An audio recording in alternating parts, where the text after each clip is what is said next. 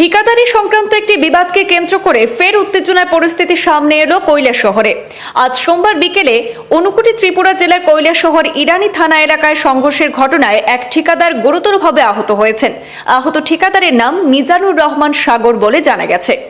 আহত ঠিকাদার মিজানুর রহমান সাগরের দাবি, তিনি ইরানি প্রাথমিক স্বাস্থ্যকেন্দ্রের পাশে নিজের কাজের স্থানে অবস্থান করছিলেন। সেই সময় হঠাৎ করে একদল দুষ্কৃতী তার উপর অতর্কিতভাবে আক্রমণ চালায়। অভিযোগ, হামলার ফলে তার মাথায় গুরুতর আঘাত লাগে এবং তিনি মাটিতে লুটিয়ে পড়েন।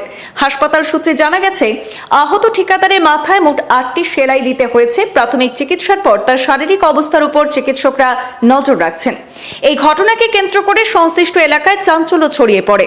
মিজানুর রহমান সাগরের আরও অভিযোগ, ইরানি থানার ঘটনাস্থল থেকে খুব কাছাকাছি থাকা সত্ত্বেও এই হামলার ঘটনাটি ঘটেছে। তবে পরবর্তীতে ইরানি থানার পুলিশ ঘটনাস্থলে পৌঁছে তাকে উদ্ধার করে ঊনকোটি জেলা হাসপাতালে চিকিৎসার জন্য নিয়ে যায়। এই ঘটনাকে কেন্দ্র করে এলাকায় উত্তেজনাকর পরিস্থিতির সৃষ্টি হয়। যে কোনো অপ্রীতিকর পরিস্থিতি এড়াতে সেখানে প্রশাসনের পক্ষ থেকে বিভিন্ন গুরুত্বপূর্ণ এবং সংবেদনশীল স্থানে পুলিশ এবং আধা সামরিক বাহিনী মোতায়েন করা হয়েছে। পরিস্থিতির উপর কড়া নজর রাখছে পুলিশ প্রশাসন। এই বিষয়ে পুলিশের পক্ষ থেকে জানানো হয়েছে, ঘটনার তদন্ত শুরু হয়েছে এবং হামলায় জড়িতদের শনাক্ত করার চেষ্টা চলছে। দোষীদের বিরুদ্ধে আইনানুগ ব্যবস্থা নেওয়া হবে বলেও আশ্বাস দেওয়া হয়েছে।